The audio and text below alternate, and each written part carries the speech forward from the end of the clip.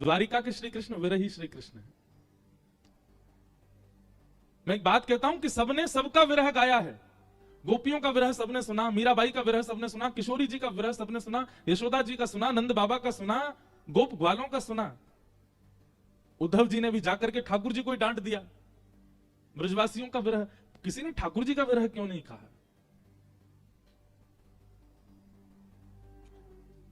एक गीत में गा रहा हूं ठाकुर जी के विरह का, भजन है, उसमें ठाकुर जी का ही विरह है।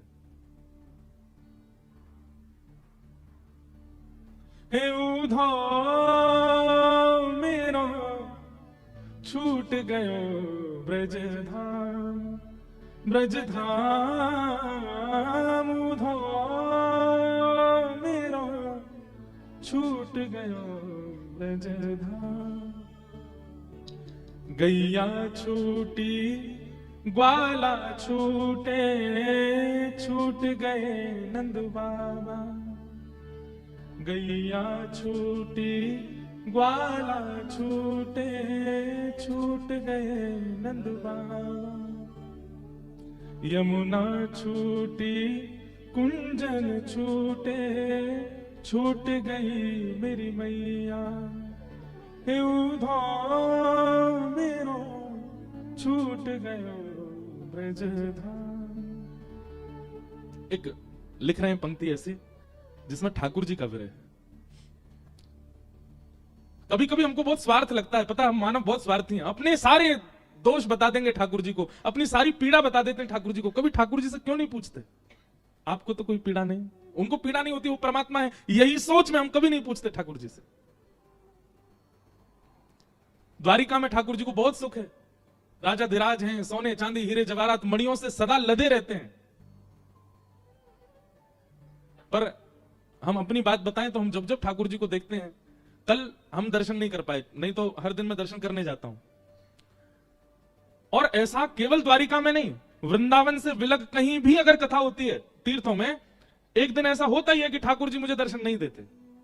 और उस दिन पता है क्या लगता है, अपनी बात बता रहा हूं, उस दिन ऐसा लगता है जैसे कोई प्रेमी रूट करके अपने आप को बंद कर लेता है ना, कि अब तू आयो 3-4 दिन रहो, अब जा रहा है, अब तू 2 दिन बाद चलो जाएगा। तो कल ठाकुर जी ने महाप्रसाद पवाया लेकिन दर्शन नहीं दिए। तो उस समय मन में यही आ रहा था कि कह रहे होंगे, बोले अब तू जा रहा है, अब तेरे जावे को समय आ गया, 2 दिन बाद चलो जाएगा। ऐसा नहीं कह रहा हूं कि उनको मुझसे बहुत प्रेम है, पर मैं जहां से आता हूं उस स्थान से उनको बहुत प्रेम है। कभी कभी भैया अपनी लिस्ट ना बता के ठाकुर जी से पूछने जाया करो कि आप ठीक हैं, आपको यशोदा मैया की याद तो नहीं आती? ब्रज की गोपांगनाएं, ब्रज की वह गोपियां, श्री राधा रानी, गिरिराज जी, यमुना जी, सबका बहुत स्मरण तो नहीं। कितना प्रेम करते हैं ठाकुर जी वृंदावन से, कितना प्रिय है ठाकुर जी को। लोग माला लाते हैं, प्रसाद लाते हैं, दुनिया भर की सामग्री द्वारिकाधीश के लिए लाते हैं। हम तो कहेंगे कि द्वारिका जाने से पहले ब्रज जाया करो। यमुना जी का जल, ब्रज की रज, वृंदावन की तुलसी, वृंदावन के किसी ब्रजवासी के यहाँ का कुछ प्रसाद, अमनिया, कुछ नहीं तो फल ही ले आओ, वृंदावन से कुछ लाके ठाकुर जी को अर्पित करो। द्वारिकाधीश को आप इससे बड़ी भेंट और कोई नहीं दे सकते कि ब्रज से कुछ लेकर के आओ, ब्रज का कोई भाव प्रदान करो। ठाकुर जी बहुत याद में रहते हैं। कई बार ऐसा होता है ना कि बहुत विरही व्यक्ति इतनी चकाचौंध कर देता है बाहर कि उसका विरह दिखे ना, वो स्थिति है द्वारिका में। आरती भी कराएंगे, ढोल नगाड़े ताशे बजवाएंगे ताकि सबको लगे कि बहुत प्रसन्न है, पर नहीं, वो विरह में है।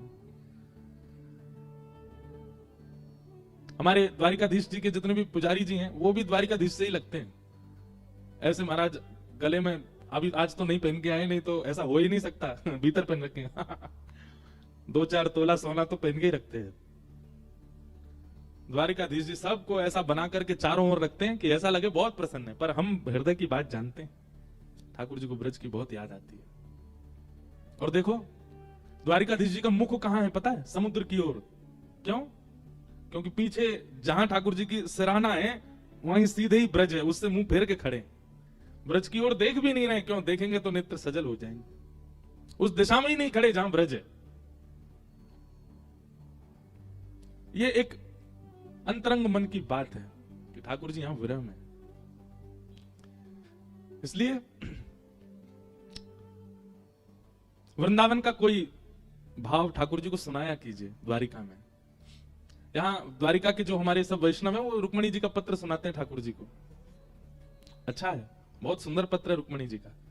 पर कभी कभी ठाकुर जी को नित्य ही स्वयं ठाकुर जी वृंदावन को याद करते हैं।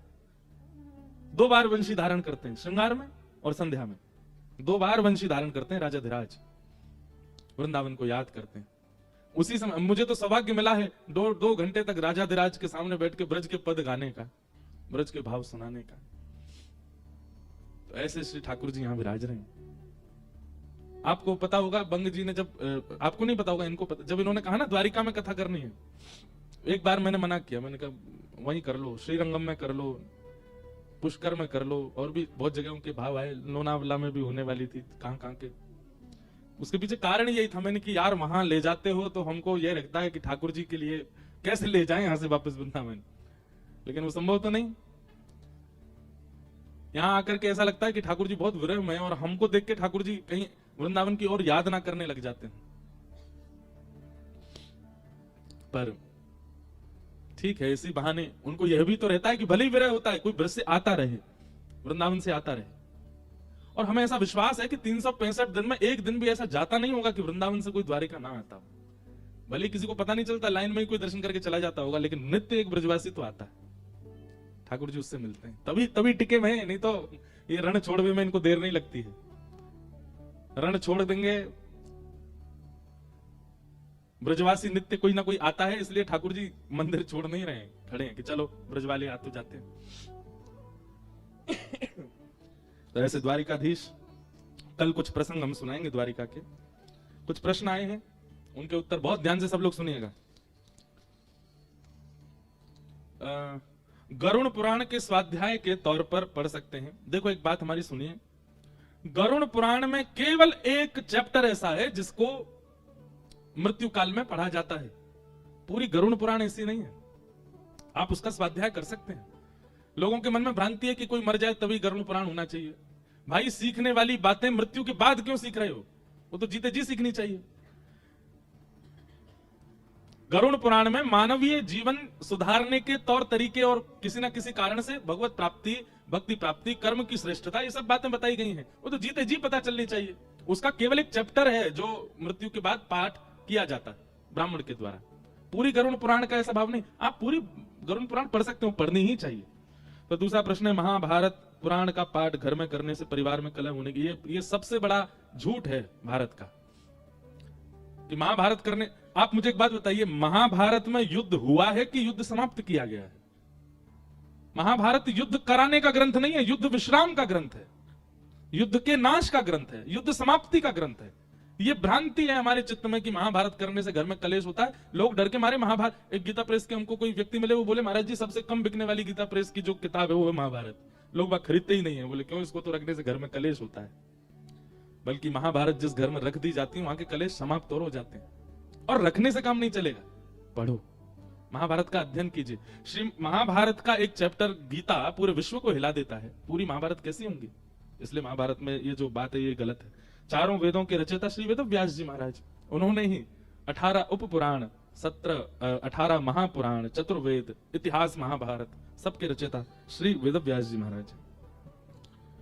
फिर किन्हीं का भाव है कि जगन्नाथ जी की सेवा कैसे करनी चाहिए। देखो सेवा में 3 बातों में किसी एक में निपुणता लिया हो, या तो राग में, गायन में, या फिर भोग में, सुंदर सुंदर प्रसादी में, या फिर तीसरा श्रृंगार में। राग, भोग, श्रृंगार, इन तीनों में से किसी एक में तो सेवक को निपुण होना चाहिए।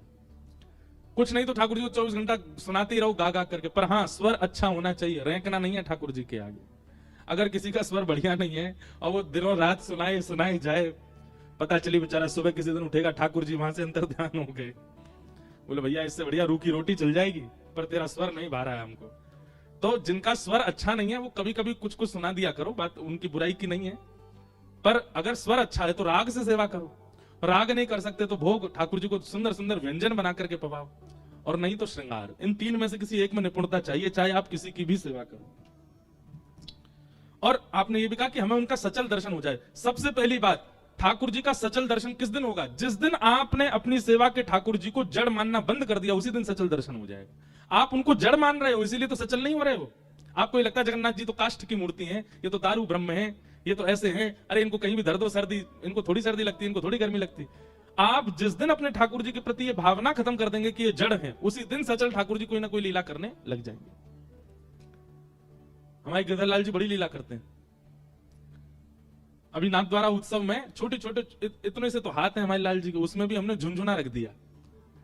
2-4 वीडियोस में दिखा वो झुंझुना ऐसे हिल रहा है दोनों तरफ, ठाकुर जी बजा रहे थे।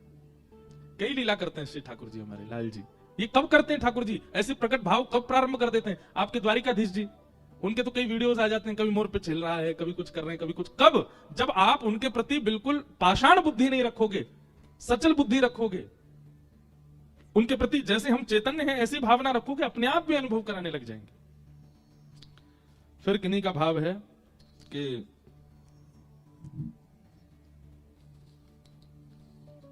जो जन्म से नास्तिक हैं, बिल्कुल भगवान को भजते ही नहीं है, बिल्कुल भगवान के प्रति वैष्णव नहीं है, क्या भगवान का उनसे प्रेम नहीं है?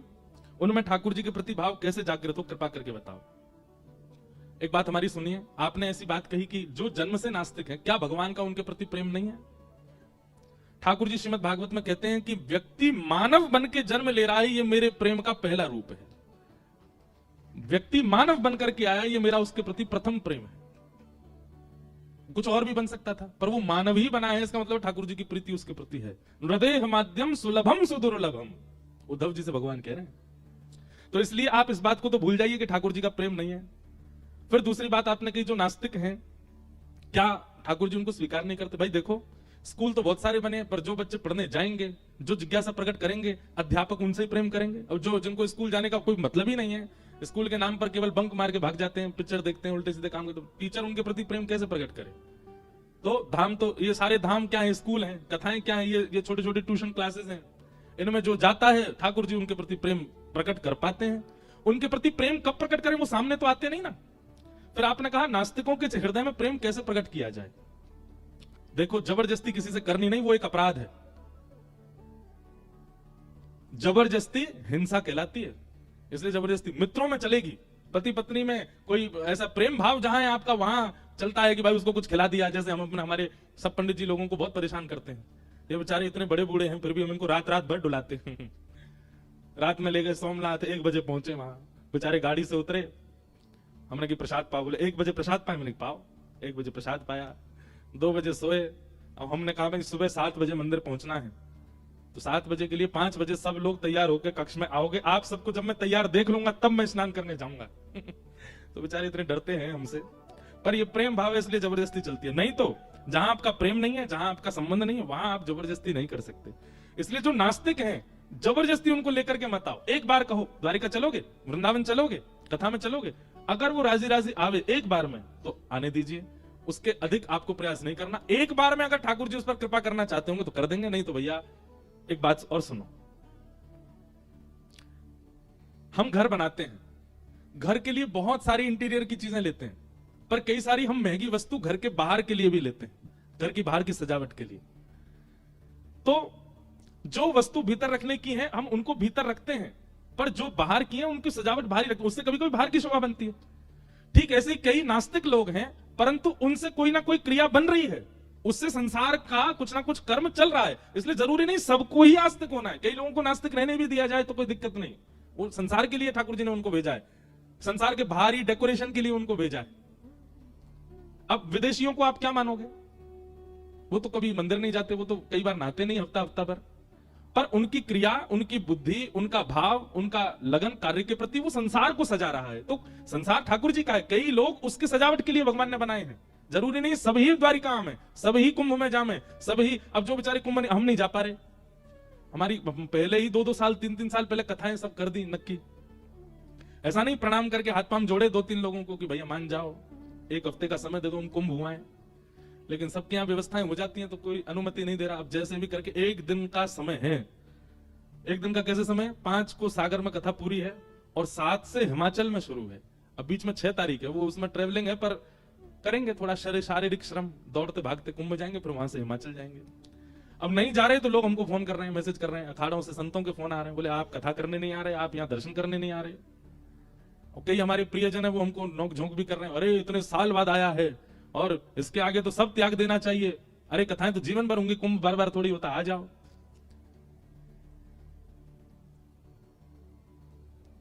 तो मन में भाव आता है कि भाई जरूरी नहीं है कि कोई उपस्थित नहीं हो पा रहा है तो वो गलत है, उससे भारी शोभा बन रही है ना। अब हम कुंभ में नहीं गए, नाथद्वारा में देखते आप, दूसरा कुंभ जैसा लग रहा था, वहां पे हजारों लोग बैठे थे वहां पे, तो वो हजारों लोग भी कुंभ में नहीं जा पाए, तो उनके लिए कुंभ नाथद्वारा में प्रकट हुआ ना। द्वारिका के कितने लोग कुंभ नहीं जा पा रहे, उनके लिए कथा यहां होके यहां कुंभ हो रहा है ना। सागर से जो लोग नहीं जा पाए उनके लिए सागर में कुंभ होगा ना। तो जरूरी थोड़ी सबरे कथा वक्ता सब संत महापुरुष सब वैष्णव जन कुंभ में ही जाए, कुछ कुछ बाहर भी घूमते रहो, जो बाहर के नहीं जा पा रहे उनको कुंभ का अनुभव कराते रहो। तो हम उस कार्य में लगे हैं। तो इसलिए भैया जो भगवत प्राप्ति के लिए एक बार में आ जाए तो ठीक, नहीं आ रहा है तो उसके प्रति हीन भावना मत रखो, उसको ठाकुर जी ने संसार को सजाने के लिए बनाया है, सजाने तो। नृत्य करत बनवारी रास में, जय हो। मुझे लगा कोई कह रहा है कि महाराज जी नृत्य करके दिखाओ। आज के इस कलयुग में भगवान की भक्ति रूप संस्कार को नई रूप पीढ़ी यानी बच्चों को भगवान के प्रति मोह और विश्वास बढ़ाने का प्रयास करें। हम तो भैया लगे ही हुए उसी में। अब यहाँ द्वारिका में एक तो देखो शहर से बहुत दूर कथा और एकांतिक है, आप शहर में कथा करा के देखो, 35 से ऊपर के लोगों की संख्या होती है 5%, 95% सारे युवा ही आते हैं कथा में, और सब युवा आकर के आनंद करते हैं। पीछे वाली दौड़ी में जाके देखो, वहां सारे युवा ही बैठे हैं ज्यादातर, तो सब युवाओं का ही मार्गदर्शन करने का प्रयास करते हैं भक्ति पथ से।